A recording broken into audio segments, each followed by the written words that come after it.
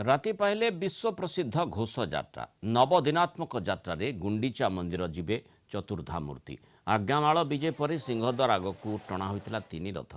परंपरा मुताबक प्रथमे नंदीघोष पर दर्पदलन और शेष में तालध्वज को सिंहद्वार अणाई सेवायत श्रद्धालु और पुलिस तीन रथ को रथ खलु टाणी सिंहद्वार सम्मुख में निर्धारित स्थान में पहुंचाई। आसंता काली एकाठी पवित्र नवजौवन नेत्रोत्सव और श्रीगुंडीचा यात्रा अनुष्ठित हो। 1971 मसीहा पर आसंता काली एभली विरल रथयात्रा अनुष्ठित होछि। तेणु श्रृंखलित रथयात्रा नहीं जिला प्रशासन पुलिस व्यापक प्रस्तुति कर सुरक्षा 180 प्लाटून पुलिस मुतयन रहिबे। तेणु एबे बड़दाण्ड तथा शरधाबाली चित्र केमिति रही सीधासख टी देखी ना पिंटू साहू पूरी रिपोर्टर आम सहित जोड़ी होती सीधासख। पिंटू जो आमे देखुचे जो आसंता काली जो रथयात्रा होची सी गोटे स्वतंत्र विरल रथयात्रा जेहेतु 2 दिन रथ टणा हेबो ता सहित आसंता काली नेत्रोत्सव नवजौवन एका संगे रथयात्रा भी पड़ुछि। तेणु पूर्व वर्ष गुड़िक भली जो रथयात्रा पूर्वरु जेमती गहली हुए एथर मध्य से भली गहली माने आज संध्यार देखा मिललानी कि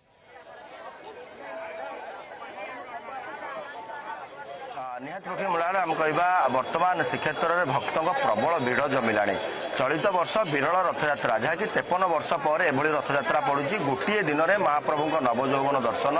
एवं जो देखा महाप्रभु रथयात्रा एवं उभाजाते विशेष नीतिकांति जो रही गोटे दिन में महाप्रभु 3टी नीतिकांति एवं जहाँ जो संपूर्ण भाव रथ टणा विलंब हो दीर्घ 2 दिन धरी महाप्रभु रथ टणा विशेषकर भक्तों गहली चली लगे। भिडियोग्राफर रही संपूर्ण दृश्य देखा कहीं भक्त मैंने पुरी में बर्तमान महाप्रभु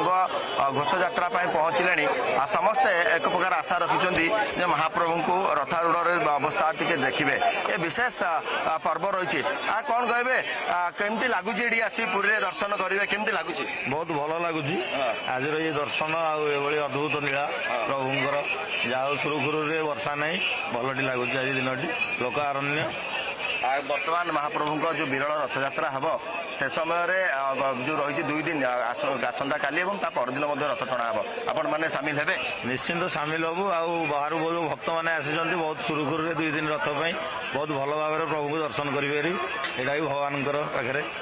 निश्चित भाव एपटे संपूर्ण दृश्य देखा चाहिए ना 3 रथ बर्तमान श्रीमंदिर सम्मुख में दंडायमान रही। आज परंपरा मुताबक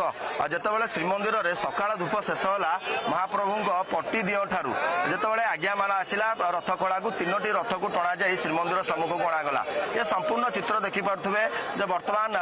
रथयात्रा सबू प्रस्तुत हो रही रथ भी प्रस्तुत पथ भी प्रस्तुत केवल अपेक्षा महाप्रभु आगमन को एसहित 180 प्लाटून पुलिस फोर्स सुरक्षा दायित्व रे एवं आर्टिफिशियल इंटेलिजेंस जो रही कैमेरा नजर रख भिड़ नियंत्रण को नजर रख ये विशेष व्यवस्था करा दीर्घ वर्ष पर जो रथयात्रा पड़ुछि चलित वर्ष विरल रथयात्रा महाप्रभु नीतिकांति किभली भाव सठिक करा विशेषकर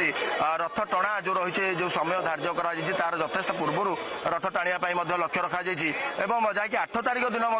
रथ टणा जीवार जो व्यवस्था रही संपूर्ण व्यवस्था दीर्घ 2 दिन धरी कहीं जो भाव आप जानते हैं गुंडीचार जो व्यवस्था थाए परदिन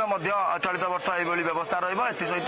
समस्त नीतिकांति श्रृंखलित करने पूर्व जिला प्रशासन चित्र देखुचु गोटे पटे भक्तों उत्साह अन्य पटे प्रशासनिक व्यवस्था तारि भितर रथयात्रा जो विरल समय रही विरल रथयात्रा एथर 2 दिन रथ टणा हेब नेत्रोत्सव नवजौवन दर्शन रथयात्रा गोटे दिन में जेहेतु पड़ुछि तेणु से पूरा व्यापक बंदोबस्त करा भक्त मान